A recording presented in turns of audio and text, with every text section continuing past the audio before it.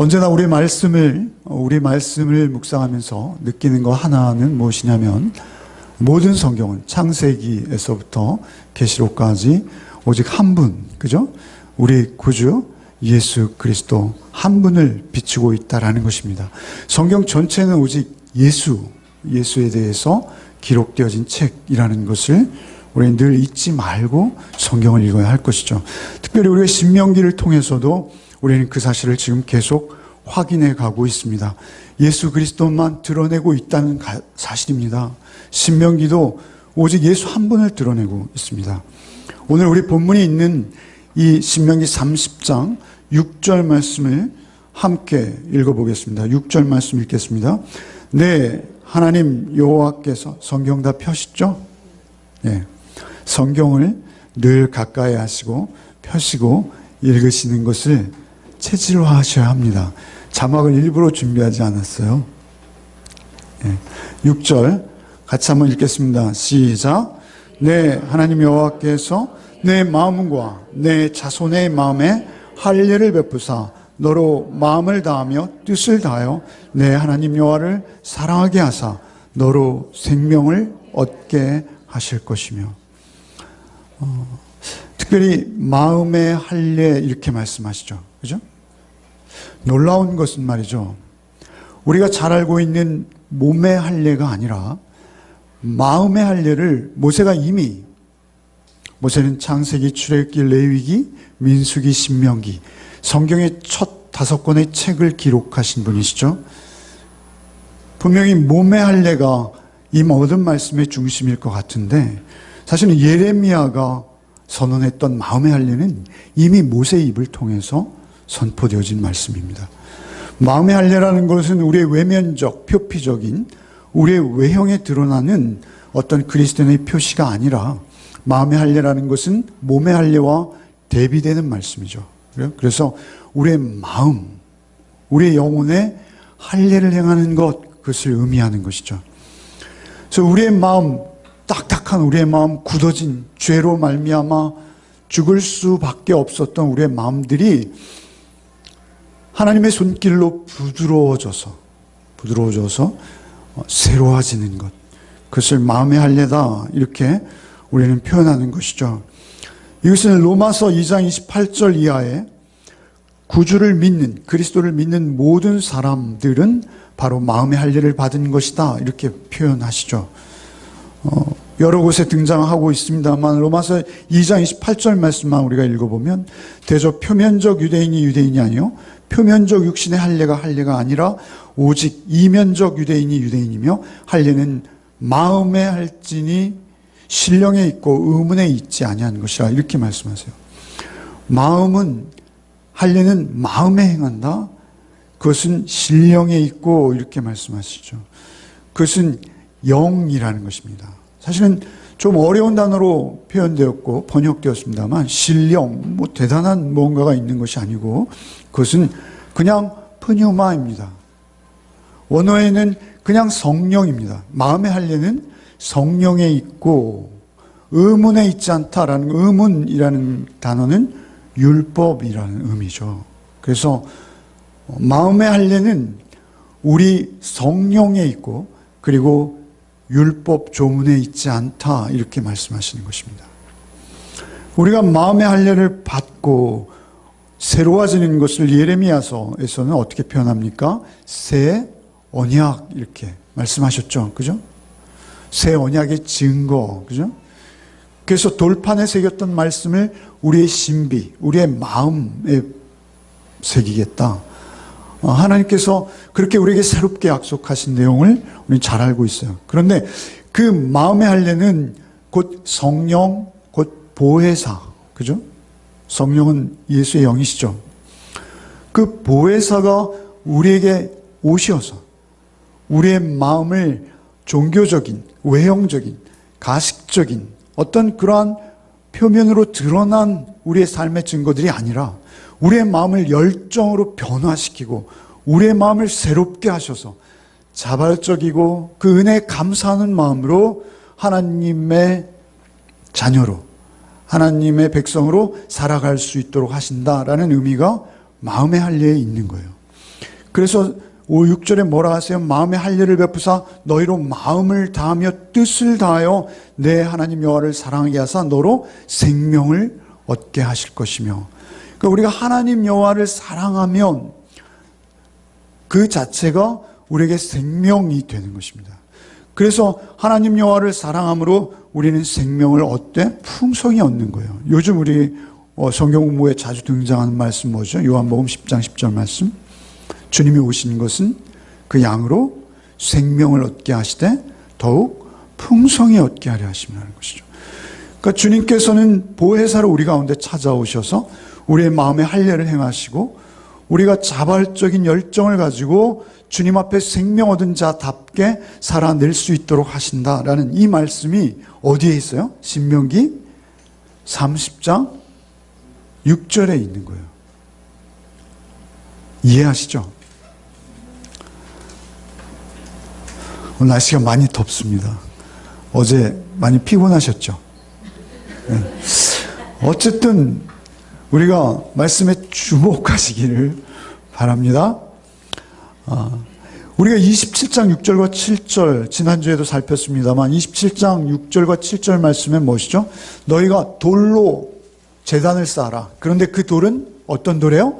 다듬지 않은 돌. 너희의 어떤 그런 것이 아니라 그 다듬지 않은 그 돌로 제단을 쌓고 거기에 뭐를 드리라고요? 번제와 화목제를 드리라. 우리가 지난주에 살펴보았습니다만 화목제 내지는 화목제물 다 이거 누구를 말씀하시는 거예요? 예수님 한 분 확신에 차서 말씀하시니 얼마나 감사한지 모르겠습니다. 그래서 제가 신약의 많은 구절들을 언급하셨죠. 그죠? 해드렸죠. 제가 신약의 많은 구절들을 언급했습니다. 화목제물 또는 화목제로 표현되어진 예수 그리스도. 그죠? 예수는 오직 화목제물, 화목제로 오신 거예요. 하나님과 우리의 사이가 너무 멀어졌고 하나님의 임재를 누리지 못하는 우리에게 하나님께서 우리에게 임하시도록, 그죠? 임마누엘의 주님으로 우리에게 오셨다. 그런데 그것은 27장 6절과 7절에도 이미 나와 있다는 것이죠.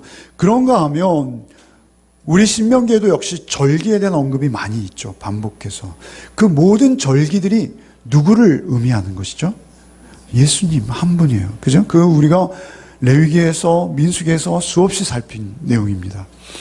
그렇다면 신명기 전체도 오직 누구를 말씀하신 거예요? 예수를 말씀하신 거예요. 요한복음 5장 46절에 주님께서 이렇게 말씀하세요. 모세를 믿었더라면 또 나를 믿었으니 이는 그가 내게 대하여 기록하였음이라. 이렇게 말씀하세요. 이는 그가 내게 대하여 기록하였음이라. 이것은 주님의 육성이에요. 요한복음 5장 말씀이에요. 신약의 말씀이에요. 주님께서 모세가 기록한 모든 것은 다 누구에 대해서 기록하셨다는 거예요? 나에 대해서 기록했다라고 주님이 직접 말씀하셨어요. 그렇다면 우리는 신명기의 말씀 속에서 예수를 계속 만나고 찾아가야 할 이유가 있는 것입니다. 예수께서 그렇게 말씀하셨기 때문에 더욱 그렇습니다. 율법을 주신 목적도, 사실은 우리가 율법을 계속 읽고 묵상하고 있습니다만 율법을 주신 목적도 뭐예요? 사실은 예수를 우리께 소개하기 위해서, 예수께로 우리를 인도하기 위해서, 갈라디아서 표현처럼 우리의 몽학 선생이 되셔서 우리의 눈먼 우리를 예수께로 인도하시기 위해서 율법이 우리에게 주어졌다, 이렇게 표현하시는 거예요. 그래서 예수께서는 오셔서 첫 설교에서 어떻게 말씀하십니까? 그 율법을 내가 완성하러 왔다, 이렇게 말씀하시는 거예요. 율법을 완성하러 왔다. 너희가 십계명을 지킨다고? 이렇게 물으시는 거예요. 우리가 십계명 지킬 수 있어요? 여러분, 유대인들은 말이죠, 십계명쯤은 우리가 기본으로 지키고 있다라고 여겼습니다.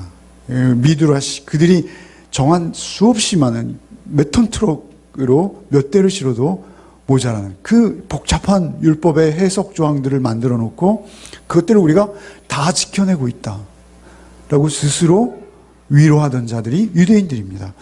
그런데 그들을 향해서 예수께서 뭐라 하십니까? 십계명 못 지킨다는 것입니다. 그래서 마태복음 5장에 예수께서 첫 설교가 뭐예요? 살인하지 말라, 간음하지 말라. 누누이 여러분의 귀가 따갑도록. 근데 왜 자꾸 말씀드리냐? 우리가 거기서 자꾸 미끄러져요. 우리가 자꾸 넘어져요. 여러분의 어떠한 종교 생활로 여러분이 하나님 앞에 오히려 당당하다라는 착각에 빠지는 거예요. 그것은 우리의 교만이요, 우리의 은혜가 우리 안에 머물 수 없도록 하는 가장 무서운 마귀의, 사단의 우리에 주는 마음입니다. 여러분이 무엇이 된 것이 아니라 오직 예수께서 여러분에게 임하셔야 여러분이 무엇입니다. 그것을 우리는 늘 기억해야 되는 것이죠. 그래서 살인하지 말라 했는데 우리는 사람 안 죽였어요 라고 말하는 그들에게 네가 네 형제에게 욕을 한 적도 없고 미워하는 눈으로 본 적도 없니? 이렇게 물으시는 거예요.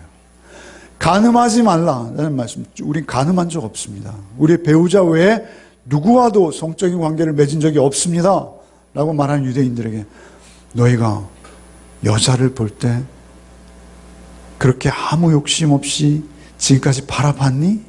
이렇게 물으시고 계시는 거예요. 십계명도 그거예요. 십계명의 내용이 무엇입니까? 십계명의 마지막 계명, 내 이웃의 것을 탐내지 말라. 우리는 이렇게 외우죠. 그러나 사실 십계명의 마지막 계명의 풀 버전은 이것입니다. 내 이웃의 아내나 그의 낙이나 그의 소나 그의 종이나 그 무엇도 탐내지 말라는 거예요. 우리가 우리 이웃의 나귀를 탐내는 적이 얼마나 많은지 제가 늘 말씀드리죠. 그죠? 나귀는 탈 것입니다. 탈 것. 그죠? 나보다 좋은 탈 것을 타고 지나가는 사람을 본 적이 없으십니까? 그리고 부러워하신 적도 없으십니까? 우리에게 탐심은 우상숭배다라고 분명히 하나님께서 우리에게 말씀하셨지만 우리의 탐심을 우리가 제어할 수 없는 그런 죄된 본성이 우리에게 누구나 있어요. 그런 우리가 죄의 자녀로 살아가고 생명 얻은 자로 살아갈 수 있는 방법이 없다는 거예요. 우리에게는. 그래서 우리를 예수께로 인도하실 수밖에 없는 거예요. 우리는 예수께로 나갈 수밖에 없는 거예요. 은밀하게 보시는 하나님, 그 하나님 앞에서 우리의 행한 일, 우리의 생각한 것, 우리의 말하는 것, 우리의 체험한 것, 그런 것들이 우리의 구원의 근거가 된다면 우리의 구원은 참으로 불안한 것입니다.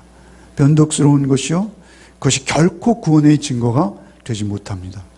우리가 좀 많이 울어야지 구원받은 것이라고 여긴다면 여러분, 그런 구원의 확신은 구원의 확신이 아닙니다.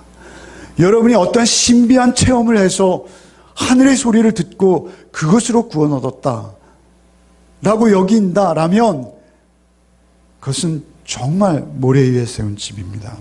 그것은 구원의 확신이 결코 될 수 없습니다. 구원의 확신은 오직 믿음으로만 되는 것입니다. 믿음. 예수를 믿음으로만 되는 것인데요. 그래서 그것은 오직 하나님께서 우리에게 주시지 않으면 이룰 수 없는 것이라는 거예요. 너희가 그 은혜를 인하여 믿음으로 말미암아 구원을 얻었나니 이것은 너희에게서 난 것이 아니요 하나님의 선물인 거예요. 하나님 앞에 우리의 추하고 더러운 손을 당신만 우리의 창조주의 왕이십니다 하고 내미는 것, 그것이 우리의 믿음입니다. 우리의 믿음은 여러분이 어떠한 일을 해내서 하나님 앞에 여러분 자신을 증명해내는 것이 아니에요. 오직 나는 아무 공로 없이 주님 앞에 나오니 주님 저에게 그 은혜의 선물을 풍성히 내려주십시오. 여기서 미끄러지면 안 되는 거예요. 우리의 신앙생활이 항상 여기에서 미끄러지면 우리의 은혜에서 떨어진 자요, 우리는 하나님과 상관이 없는 자요, 우리는 불의한 자요, 우리 안에 있는 것으로 하나님 앞에 우리를 증명해 내겠다는 것보다 어리석은 것은 없는 것입니다. 그것이 최고의 교만인 것이죠. 오늘 본문을 다시 한번 그런 의미를 생각하면서 한번 읽어봅시다. 11절부터 읽어봅시다. 내가 오늘 내게 명령한 이 명령은 내게 어려운 것도 아니요 먼 것도 아니라 하늘에 있는 것이 아니니 내가 이르기를 누가 우리를 위하여 하늘에 올라가서 그의 명령을 우리에게 가지고 와서 우리에게 들려 행하게 하려 할 것이 아니요 이것은 바다 밖에 있는 것이 아니니 내가 이르기를 누가 우리를 위하여 바다를 건너가서 그의 명령을 우리에게 가지고 와서 우리에게 들려 행하게 하려 할 것도 아니라 오직 말씀은 내게 매우 가까워서 내 입에 있으며 내 마음에 있은즉 내가 이를 행할 수 있느니라. 그 율법을 우리가 행할 수 있는 것, 그건 어려운 게 아니라는 거예요. 하늘 높이 있는 것이라 우리가 거기 가서 그거 별을 따오듯이 그렇게 하는 것이 아니라는 거예요. 바다 깊이 있는 것이 아니라 우리가 바다 수백 미터 들어가서 바닷속에 있는 걸 꺼내오듯이 그렇게 어렵게 하는 것이 아니라는 거예요. 그 말씀을 행하고 그 말씀을 지키는 것, 그것은 아주 명백하고 단순하다는 거예요. 하나님께서 너무나 쉽게 우리에게 그것을 주셨다라고 고백하는 거예요. 사실 이 말씀 가운데는 예수를 이미 품고 있는 말씀입니다. 우리가 율법을 지켜내는 것, 율법을 완성해내는 것, 그것은 이스라엘이 끝내 실패하는 거예요. 여러분, 구약의 역사는 이스라엘의 실패의 역사예요. 걸출한 영웅들이 있습니다만 그 영웅들의 면모를 하나하나 뜯어봐도 역시 그들도 하나님의 은혜로만 구원받았음을 우리는 성경 안에서 바로 확인할 수 있는 것이죠. 하나님의 은혜 없이 아브라함도 모세도 다윗도 구원받을 수 없다는 것을 우리에게 이르는 것이 구약 성경인 것입니다. 그래서 우리는 오직 주어진 말씀이 가장 명백하고 단순하다는 것을 믿어야 되는 것이고요. 그리고 그것은 우리에게 멀리 있는 것이 아니라 우리에게 아주 가까이 있다는 것을 늘 믿어야 하는 것입니다. 바울 사도께서는 이것을 로마서에서 거의 그대로 인용하십니다. 로마서를 한번 보시겠습니다. 로마서 10장 6절로 9절인데요. 한번 같이 읽어보겠습니다. 믿음으로 말미암는 의인은 이같이 말하되 내 마음에 누가 하늘에 올라가겠느냐 하지 말라 하니 올라가겠느냐 하면 그리스도를 모셔 내리려는 것이요 혹은 누가 무저갱에 내려가겠느냐 하지 말라 하니 내려가겠느냐 하면 그리스도를 죽은 자 가운데서 모셔 올리려는 것이라. 그러면 무엇을 말하느냐? 말씀이 내게 가까워 내 입에 있으며 내 마음에 있다 하였으니 곧 우리가 전파하는 믿음의 말씀이니라. 내가 만일 내 입으로 예수를 시인하며 또 하나님께서 그를 죽은 자 가운데서 살리신 것을 내 마음에 믿으면 구원을 받으리라. 이 말씀에 대해서 주석가들은 분분한 의견들을 내고 있습니다. 굉장히 많은 대립이 있는, 해석의 대립이 있는 말씀입니다. 그러나 저는 신약 그리고 주님의 말씀에 근거해서 모세도 오직 누구를 증거하고 있는 거예요? 예수를 증거하고 있습니다. 그렇다면 이 말씀은 복음을 비추고 있는 말씀인 거예요. 율법은 그토록 어렵고 지키기 힘든 것이 아니라는 거예요. 율법은 이미 우리의 마음에, 우리의 말에 임할 수 있는 것이라는 거예요. 누가 감히 이렇게 말할 수 있겠어요? 그것은 예수를 비추고 있는 것이죠. 그 말씀 자체가 이미 복음은 두 가지를 말씀하시며 명백하고 단순하다는 거예요. 복음은 어렵지 않다는 거예요. 그럴 뿐만 아니라 그것을 우리의 말과 마음에 담는 것, 그것도 어렵지 않다는 거예요. 우리의 인간의 언어로 우리에게 들려진 복음이요, 또한 우리의 감정의 테두리 안에서 그것을 받을 수 있는 복음이라는 것이죠. 그래서 우리는 입으로 말할 수 있고 우리의 마음으로 그 복음을 담고 즐거워할 수 있다는 것이죠. 어디 외국이나 멀리까지, 여기서 바다를 지옥이라고 해석하시죠. 무저갱, 7절에 혹은 누가 무저갱에 내려가겠느냐? 예수는 이미 말씀이 육신이 되어서 우리 가운데 임하시는 분이십니다. 임하셔 계십니다. 그렇기 때문에 우리가 수고하여서 그 말씀을 따내는 것이 아니라는 거예요. 복음은 학자나 교육의 기회를 많이 얻은 어떤 명석한 자들만 깨달아 할 수 있는 것이 절대 아니라는 거예요. 사실 우리가 복음을 못 받는 이유는 우리의 죄된 본성입니다. 우리가 복음을 못 받는 이유는 구원마저도 내 힘으로, 내 능력으로, 내 공로로, 나의 무언가로 복음마저도 이룰 수 있다라고 여기는, 여러분의 선한 행위, 여러분의 어떤 말, 여러분의 체험, 여러분의 신앙적 경험, 그런 것들이 여러분의 구원의 근거가 될 수 없다는 것입니다.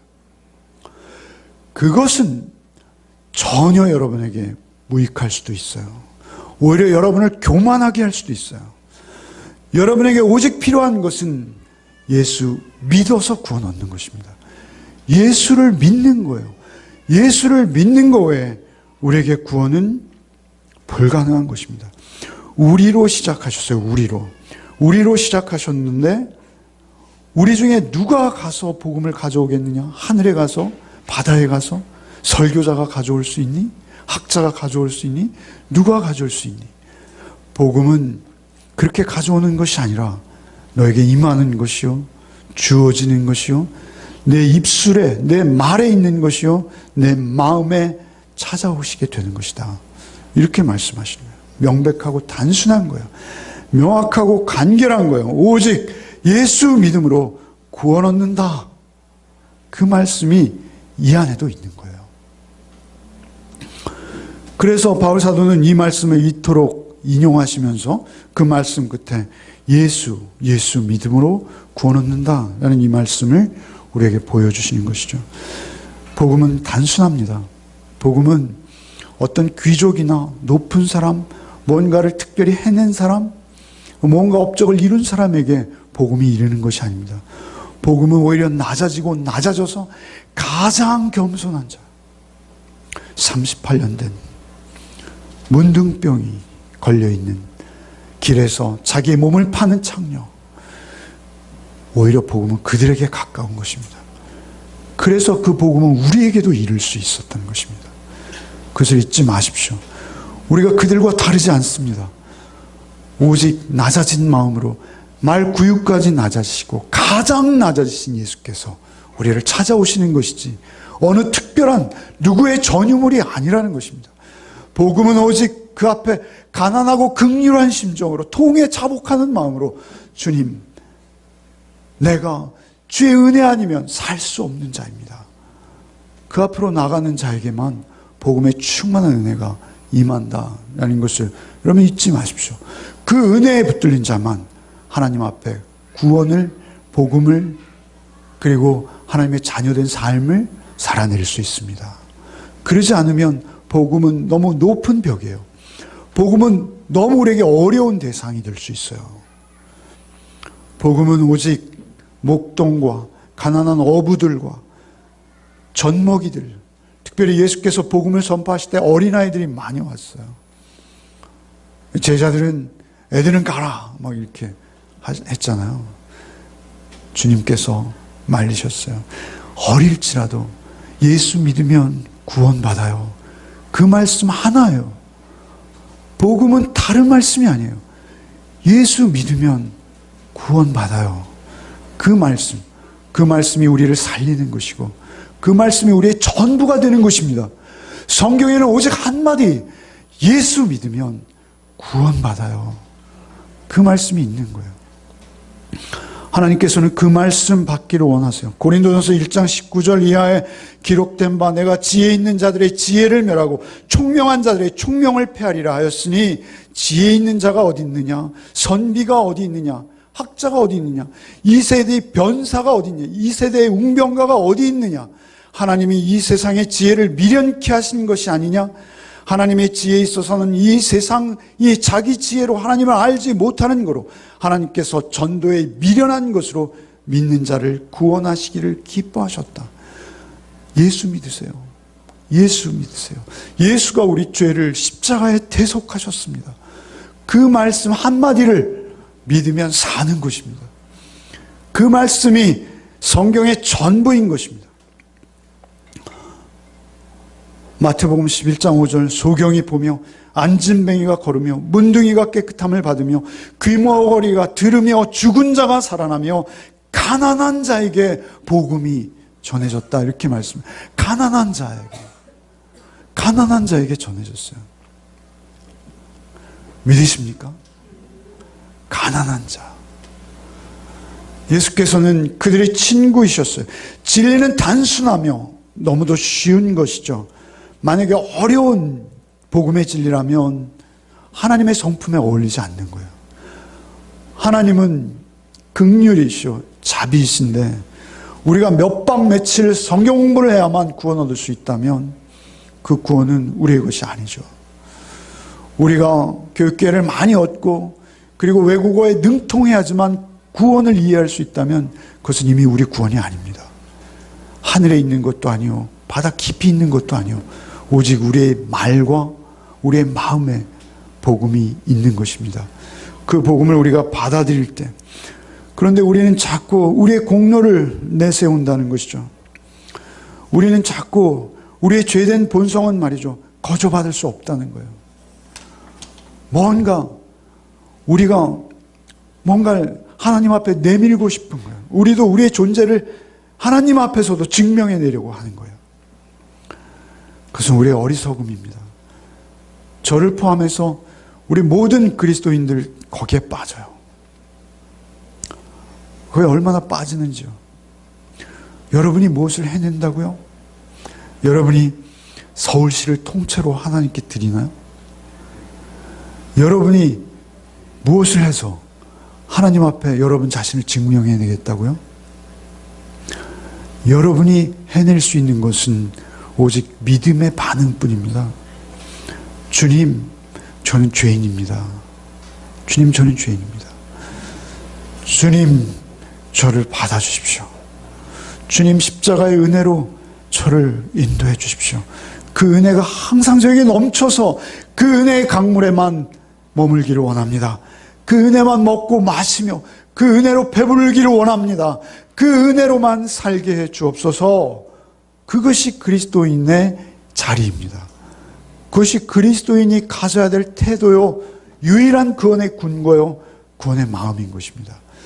예수를 믿으십시오. 예수를 잘 믿으십시오. 우리나라 모든 기독교의 문제, 교회의 문제가 오늘날 무엇입니까? 어디에 있습니까? 우리가 참으로 예수를 믿고 있습니까? 예수를 믿고 있다면 우리의 모든 문제는 해결될 줄 믿습니다. 여러분, 빌립보의 간수가 이러죠. 바울 사도가 그 일행을 보고 우리가 어떻게 해야 구원을 얻을 수 있습니까? 우리가 어떻게 해야 구원을 얻을 수 있습니까? 정확히 읽어보십시오. 간수는 이렇게 말하고 있어요. 우리가 어떻게 해야 구원을 얻습니까? 바울 사도는 무엇을 해서 얻는 것이 아니다. 오직 예수를 믿으라. 주 예수를 믿으라. 그리하면 너와 내 집이, 오늘 그 기도해 주셨잖아요, 집사님. 그리하면 너와 내 집이 구원을 얻을 것이다. 구원은 얻는 거예요. 예수를 믿음으로 하나님이 우리에게 거저 주시는 선물로 우리는 얻는 거예요. 그 은혜의 감격이 여러분을 살리는 거예요. 그 은혜의 감격이 우리를 나대게 하고 주님 앞에 늘 겸손하게 우리가 살아갈 수 있는 것이죠. 여러분, 복음이 쉽고 명료하지 않다면요, 여러분, 우리 할아버지 할머니들은 복음 받을 수 없습니다. 그렇죠? 우리 나이 들면 점점 어려진다는데 저도 요즘 그런 걸 좀 느끼고 있습니다. 제2의 유학이라고 누가 표현하더라고요. 다시 어려지는 것 같아요. 주님께서는 마지막 죽음의 그림자가 이미 당도해 있는 그러한 분들에게도 한마디만 하라 하시는 거예요. 예수 믿으세요. 예수 믿으세요. 예수가 우리의 죄를 위해 죽으셨습니다. 그 말씀 믿으면 우리는 사는 것입니다. 그분은 지금 부활하셔서 성령으로 우리 가운데 찾아와 계십니다. 예수가 나의 죄를 위해 죽으신, 십자가에 죽으신 구주이십니다를 고백하는 순간 우리는 주의 영으로 충만함을 얻습니다. 여러분의 죄를 더욱 낱낱이 깊이 의식하셔야 합니다. 그래야 그 은혜가 더 깊어지고 더 넓어지고 그 은혜가 더 풍성해지는 것입니다. 여러분의 의로움을 증명해내는 것이 아니라 내가 죄인인 것을 깊이 깊이 깨달아가는 것입니다. 그래서 제가 언젠가 한번 드린 예화라서 자꾸 말씀드려서 죄송한데요. 오늘 그래도 또 처음 들으셨다 하는 분들도 계실 거예요. 제가 부교육자를 10여 년 했습니다. 근데 그 교회에 아주 신앙이 좋은, 정말 예쁜 집사님이 한 분 계셨어요. 근데 그 집사님 부모님이 서울에 올라오신 거예요. 충청도 어디 굉장히 골짜기에 사시는 부모님이셨는데, 그 부모님이 서울에 올라오신 이유는 보청기를 맞추러 오신 거예요. 귀가 이제 안 들리기 시작하시는 거예요. 그래서 그 자녀가 너무나 안타까운 마음으로 그 부모님에게 좀 복음을 전해 주십시오. 그리고 저에게 요청을 한 거죠. 제가 교구 목사이기 때문에. 그래서 제가 복음을 전해야 되겠는데 귀가 거의 안 들리신다는 거예요. 그래서 사실 부목사들이 하루에 신방하는 건수가요, 5건, 최하 5건입니다. 어떤 때 10건까지 있을 때가 있어요. 굉장히 바쁩니다. 그래서 오전에 2건, 오후에 3건 하면 굉장히 바빠요. 그런데 그런 요구를 하셔서 이제 준비를 했죠. 준비를 어떻게 했냐면요, A4 용지에 크게 요한복음 3장 16절을 썼습니다. 브릿지도 그리고요. 그랬는데 하여튼 그 귀에 안 들리시는 그분은 앞에서, 저는 그 봉고차 가지고 신방하거든요. 신방대원 권사님들 밑에 가득 태워놓고 사실은 저 혼자 올라갔어요. 올라가서 전도사님, 여전사님하고 같이 올라가서 그 A4 용지를 쭉 펴놓고, 할아버지 여기 좀 보세요. 그러면서 하는데 제가 정말 이렇게 해서 복음이 전해지겠나? 젊은 목사의 그 심정에는 하나님이 세상을 이처럼 사랑하사, 세상은 할아버지예요 이러면서 하는데 전혀 안 들으시는 것 같아요. 반응이 없으세요. 눈만 껌뻑껌뻑 하시는 거예요. 막 하다가 이제 저 믿음 없는 이 어리고 부족한 부목사, 그때만 해도 정말 더 어리고 제가 아주 앳돼 보였습니다. 그때는. 그렇게 막 하고 있는데 도저히 이건 아니야. 이건 불가능해. 제 마음에 그런데 벌써 그렇게 말하고 있으면 그게 어떻게 능력이 있겠어요. 그렇게 막 말하고 있는데 기적이 일어났어요. 제 생생한 체험인데요. 그 할아버지는 계속 눈만 껌뻑껌뻑하고 계신데 그 옆에 있는 할머니께서 갑자기 대성통곡을 하시는 거예요. 엉엉 우시는 거예요. 우시면서 저에게 이렇게, 젊은이, 목사를 처음 봤어요, 그분은. 그래서 젊은이, 나 같은 것도 사랑하신대요? 이렇게 물으시는 거예요. 하나님은 사랑이세요. 할아버지, 세상을 사랑하사 독생자를 주셨어요. 막 이렇게 하는데 엉뚱하게 그 할머니께서 전혀 의식하지도 않았고, 저는 할머니에게 눈길 한번 들이지 않았는데 할머니께서, 아니 젊은이, 그분이 나 같은 것도 사랑하신대요. 나 같은 것도. 왜 나 같은 것이라고 말씀하세요? 라고 제가 그 할머니에게 여쭤봤어요, 나중에요. 그랬더니 할머니께서 뭐라 하시냐면, 나는 충청도 시골에서 태어났는데 산이 너무 높은 산들이 나를 둘러싸고 있어서 내가 볼 수 있는 건 손바닥만한 하늘밖에 없었다는 거예요. 그 동네 교회도 없었고 교회에 갈 수 있는 기회도 없었고, 그래서 자기는 늘 7자매를 다 키워내고 서울로 보내면서도 자기는 누군지, 내 인생이 뭔지 도대체, 이렇게 죽도록 길만 하다 가는 게 내 인생인지, 그리고 서울에 와서 이 화려한 것들을 보면서 도대체 나는 뭐하고 살았는지, 막 이런 회환과 막 그런 원망과 막 이런 것들이 수없이 밀려오고 있었는데, 놀랍게 성령께서 그 할머니의 마음을 만지신 거예요. 만지셔서 하나님의 사랑을, 그 사랑을 그가 느낀 거예요. 그래서 그 다음 주에 교회에 오셨어요. 그래서 이제 유아부실에 앉혀놓고 할머니에게 복음을 다시 설명하기 시작했어요. 브릿지로. 할아버지는 보청기를 맞춰가지고 끼고 오셨어요. 그런데 할아버지는 전혀 못 들으세요. 그런데 할아버지는 놀라는 것은 할머니가 너무 이상한 반응을 보이시니까 그 사랑하는 할머니가 왜 저러시는지, 그리고 그 할머니를 쫓아서 지금은 교회에 열심히 다니신다고 하더라고요. 시골인데 버스를 타고 1시간씩 나와야지 교회가 있다는 거예요. 우리나라에 아직 그런 데가 있는지 모르고, 거기에 가서 교회를 개척했어야 되는데 제가. 어쨌든 그렇게 믿음 생활을 시작하신 거예요. 여러분, 복음은 단순해요.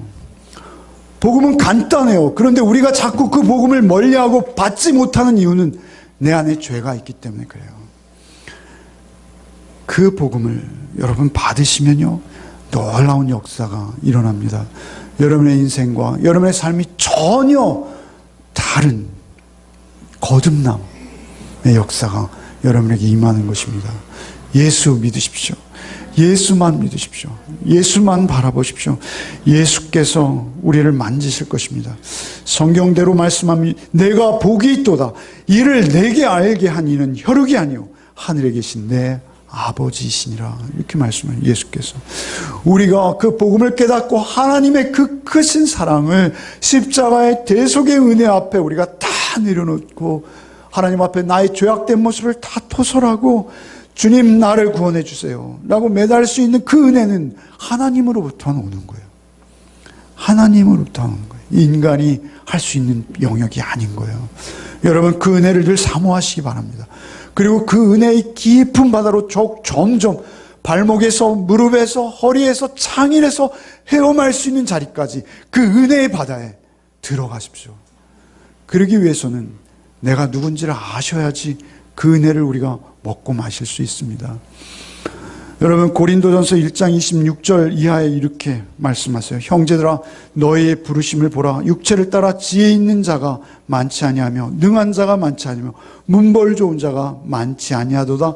그러나 하나님께서 세상에 미련한 것들을 택하사 지혜 있는 자들을 부끄럽게 하려 하시고 세상에 약한 것들을 택하사 강한 자들을 부끄럽게 하려 하시며 하나님께서 세상에 천한 것들과 멸시받는 것들과 없는 자들을 택하사 있는 것들을 패하려 하게 하시나니. 여러분, 복음이 여러분 높아진 사람, 성공한 사람, 출세한 사람, 번영한 사람 그들에게 임하는 것이 아니라 하십니다. 아니, 그들에게도 임합니다. 그러나 더욱 귀한 것은 복음은 더욱 낮아지고 천해지고 겸손해지고 주님 앞에 온전히 무릎 꿇은 그들에게 임하는 것이다. 그것을 우리는 잊지 마십시다. 우리는 이스라엘을 바라봐야 돼요. 이스라엘은요, 결국 어떻게 됩니까? 신명기를 읽으면서 참 복되다 하고 우리가 읽었습니다만 신명기를 뜯어보셨잖아요, 이번에. 신명기를 뜯어보시면서 이스라엘이 그렇게 복되지만 그들의 그 완악함, 그 완고함도 우리가 보게 되는 것이죠. 그들의 그 완악함, 완고함이 오히려 복된 것보다 훨씬 근본적이요 깊은 뿌리를 가지고 있는 것을 우리 신명기에서 거듭거듭 확인할 수 있습니다. 그것이 의미하는 것은 무엇입니까? 오직 우리가 예수께 나가지 않으면 안 된다는 거예요. 여러분, 이스라엘은요, 오늘 우리가 복음을 귀로 듣고 있습니다만 여러분, 신명기의 이 말씀을 듣고 있는 청중들은요, 사실은 복음을 경험하는 사람들이에요. 그렇지 않습니까? 여러분, 그들은요, 상번제를 드렸어요. 아침마다 양을 잡고요, 저녁마다 양을 잡았어요. 여러분, 그 많은 절기들이 있잖아요. 절기들마다 그들은 양을 잡았어요. 소를 잡았어요. 염소를 잡았어요. 짐승을 잡았어요. 비둘기, 하다못해 가진 것이 없으면 비둘기라도 가지고 와서 피를 흘리게 했어요. 그들이 그 제물을 잡을 때마다 하나님의 말씀을 따라서 그 제물 위에 손을 얹었어요. 피 흘림이 없은즉 죄사함이 없다. 레위기 말씀이에요. 피 흘림이 없은즉 죄사함이 없다. 레위기 기록된 정확한 말씀이잖아요. 그래서 그들은 그 양의 머리에 손을 얹었어요. 그리고 헌제자가, 제사장이 아닙니다. 헌제자가 그 양의 머리에 손을 얹고 자기의 죄를 그 양에게 전가시켰어요. 전가시킨다는 것은 내 죄를 그 양에게 옮긴다는 거예요. 여러분, 그 양에게 내 죄가 옮겨갔고요, 그리고 그 양을 피 흘리게 해서 그 피를 뿌리는 것이 제사 행위였어요. 그렇다면 여러분, 그 죄 없는 짐승이 말이죠, 자기의 죄를 대신 지고 피 흘리는 것, 그것을 어떻게 은혜로 받을 수 있을까요? 자기와 아무 상관도 없는 짐승이 피 흘리고 죽어가는 것, 그 끔찍한 장면을 보면서 그들은 무엇을 느꼈을까요? 그들은 복음을 보고 있었던 거예요. 경험하고 있었던 거예요. 나와 아무 상관도 없는 그 짐승이 오히려 순결한 점 없고 흠 없는 어린 양, 그 양들이 무수히 피를 흘리고 죽을 때마다 믿음으로만 그들이 구원 얻었던 거예요. 구약의 모든 우리의 믿음의 선배들도, 아브라함도 모세도 다윗도 모두 믿음으로, 하나님의 일방적인 은혜로 나의 죄를 짐승에게라도 전가시키시는 하나님의 은혜를 믿었을 때 구원 얻는 거예요. 그때도 구원은 오직 믿음으로 임했습니다. 십계명을 지켜내서 얻은 게 아니에요. 여러분, 다윗이 십계명을 지켰습니까? 아브라함이 십계명을 지켰습니까? 모세가 십계명을 지켰습니까? 우리에게 있어서 오직 구원은 하나님의 은혜임을 여러분 잊지 마십시오. 하나님의 자비와 은혜만을 바라보십시오. 오직 하나님을 떠올릴 때마다 그분의 사랑으로 증거되어진 십자가 그리스도만을 여러분 바라보셔야 합니다. 그래서 오늘 본문에 뭐라요? 그들의 입에 있고 그들의 마음에 있다.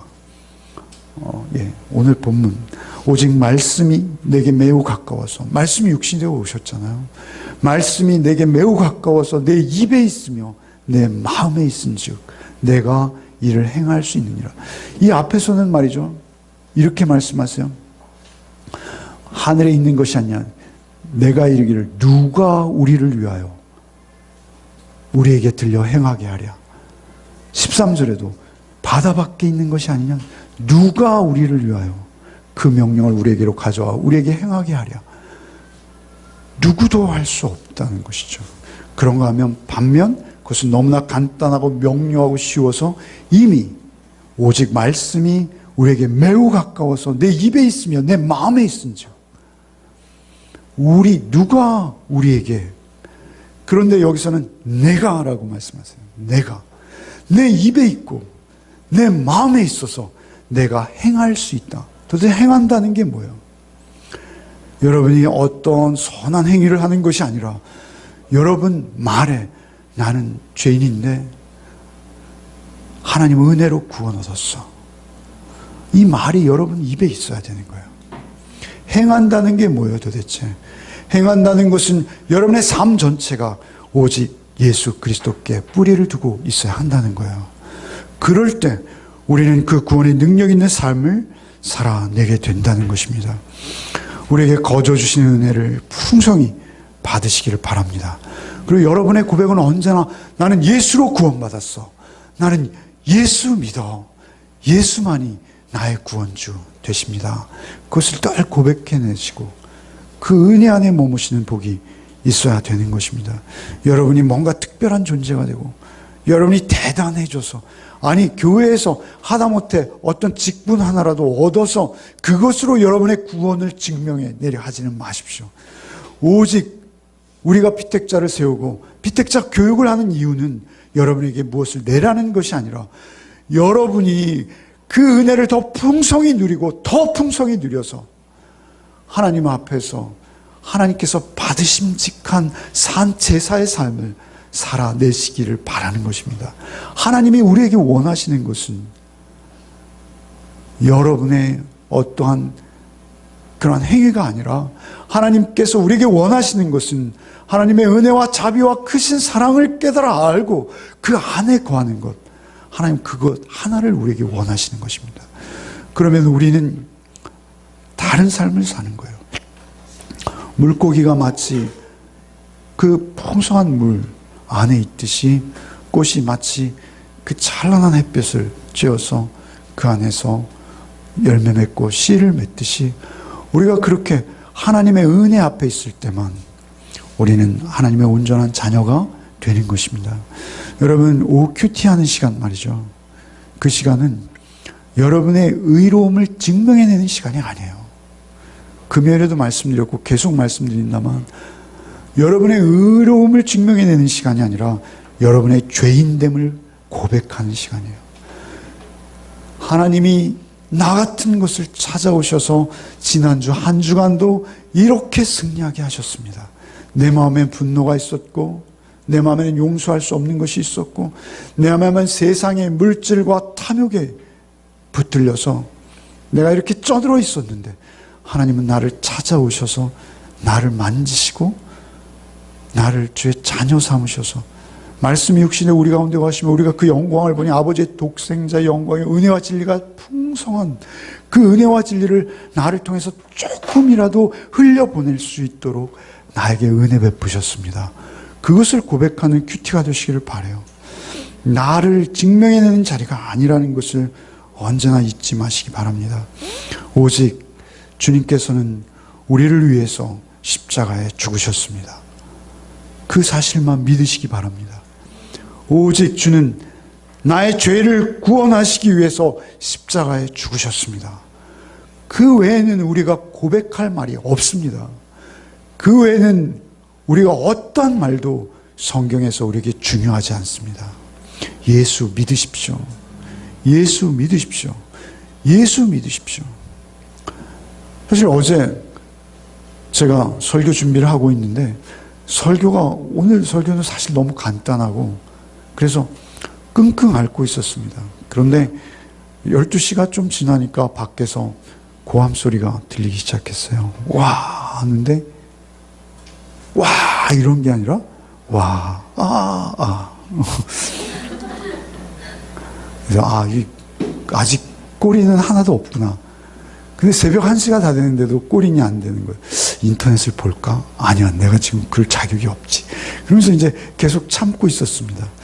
그러다가 게임이 종료되기 직전에 와 하는 함성이 터졌어요. 뭐야? 봤더니 졌대요. 그 와 하는 함성과 함께 졌어요. 우리나라 또 졌네. 그러면서 드는 생각이 야, 그래도 우리나라 최고야. 축구는 졌어. 우리나라 최고야. 네? 그 밤에까지 축구 안 보고 설교 준비하는 목사가 있고 밤에 나가면 말이죠. 길거리마다 십자가가 쫙, 예? 그죠? 우리나라 복 받은 나라 아닙니까? 예수 피 흘리신 십자가가 이토록 가까이에 있어요. 우리의 말과 우리의 마음에 있듯이 우리의 손만 벌리면, 손만 내밀면 닿을 수 있는 곳에 십자가가 즐비한 이 나라, 하나님 축복하신 겁니다. 그런데 우리가 예수를 안 믿어요. 십자가는 많은데 예수를 안 믿어요. 그래서는 안 되는 것이죠. 우리 목사부터 예수 잘 믿어야 되는 것이고 여러분들 예수 잘 믿으셔야 됩니다. 오직 예수 안 믿으면 우리의 존재는 아무것도 아닌 것입니다. 예수, 그분이 반석이십니다. 그 반석 되시는 예수 위에 여러분의 삶을 하루하루 쌓아가시기 바랍니다. 여러분 사실 예수 믿어서 가장 아름다운 인격, 예수 닮은 표정, 예수 닮은 그 자비로움, 이런 것을 간직하신 분들의 표정은요, 저는 어떤 유명한 목사나 유명한 교수나 신학교수나 그런 분들 얼굴에서 느낀 것은 오히려 저와 같이 표독함과 집요함, 그런 것들밖에 없어요. 오히려 예수 닮은 그 표정은요, 저 시골교회, 정말 서울에 한 번도 오시지 않으셨지만 태어날 때부터 그 차디찬 마리장에서 새벽 예배부터 저녁 예배까지 오직 십자가의 찬송을 부르면서 예수의 구원을, 나 같은 죄인 살리신 주 은혜 놀라와, 그 찬양을 박자도 안 맞고 음정도 틀리고, 저는 그 할머님보다 노래는 조금 잘해요. 그런데 비웃으시는 겁니까? 그런데 그분들의 인격과 성품은 제가 쫓아갈 수가 없어요. 왜 그렇습니까? 그분들은 순수하게 예수를 믿고 계신 것이죠. 여러분 그렇게 예수 믿으시기 바랍니다. 우리의 마지막, 우리의 겉사람이 점점 후패해 갈 때, 우리가 노쇠해 갈 때 우리의 표정과 우리의 얼굴에 흐르는 모습은 예수 닮은, 그래서 더욱 예수의 인격과 성품을 여러분 가운데 느끼고 경험할 수 있는 모습들로 서가는 은혜가 풍성한 저와 여러분 되시기를 축원합니다. 우리 시간이 많이 지나서 죄송한데요, 우리 찬양이 우리 기도라 하잖아요. 제가 기도하는 것보다 찬양을 한 번 더 하고 마치겠습니다. 오늘 찬송가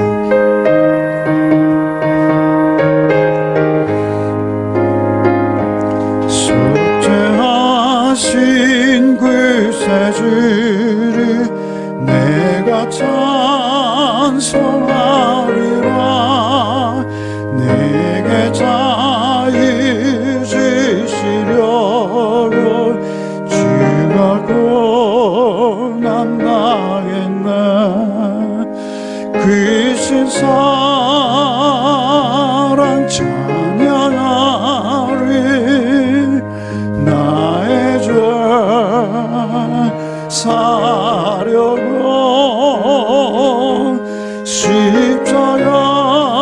십자가에 죽임당한 나의 주 찬양하리. 내가 그와 받은 증거 가리라. 내 죄 모두 담당하신 주의 사랑 크셔라. 주님 신사랑 찬양하리. 나의 죄 사려고 십자가에 죽임당한 나의 주 찬양하리. 승리하신 그 세주를 내가 찬송하리라. 죄와 죽을 지옥 권세 주가 모두 이겼네. 그 신사랑 찬양하리. 나의 죄 사려고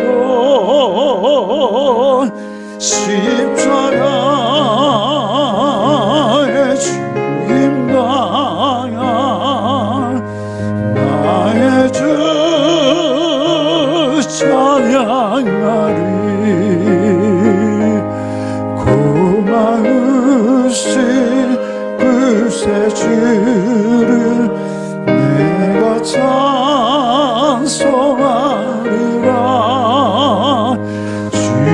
죽음에서 생명으로 나를 인도하셨네. 그 신사랑 찬양하리. 나의 죄 사려고 십자가에 죽임당한 나의 주 찬양하리.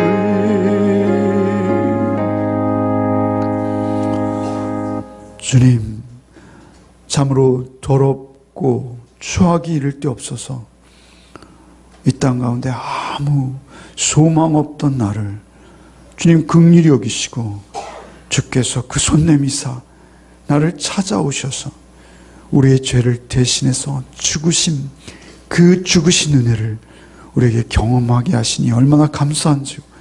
오직 십자가에 날 대신해 죽임당하신 예수 그리스도 주님만 우리의 왕이 되게 하시고 우리의 주인이 되게 하시고 우리의 삶의 모든 것 되게 하여 주옵소서. 예수 믿게 하여 주옵시되 오직 성령께서 우리에게 임하셔서 예수 잘 믿고 이 땅 가운데 오직 그 은혜를 나의 말과 나의 삶으로 증거해내는 우리의 삶이 되게 하여 주셔서 우리가 그 받은 복된 은혜를 우리 주변에 흘리는 우리의 형제들, 우리의 자매들, 우리의 가족들 되게 하여 주옵소서. 나를 위해 십자가에 피 흘리신 구주 예수 그리스도의 이름으로 간절히 기도하옵나이다. 아멘. 이제는 우리 구주 예수 그리스도 그 피 흘려 죽임 당하신 그 은혜와 그 아들을 우리에게까지 내어주셔서 그 크신 사랑을 확증하신 하나님의 사랑과 성령의 교통, 감화, 충만케 하시는 은총이 오직 나를 위해 십자가에 죽임 당하시고 지금 부활하사 성령으로 내 안에 매일 찾아오시는 주님만을 의지하며 주님의 인도함만을 받기를 소원하는 우리 열매 가족들 위해 이제부터 영원토록 함께 계시기를 축원하옵나이다. 아멘.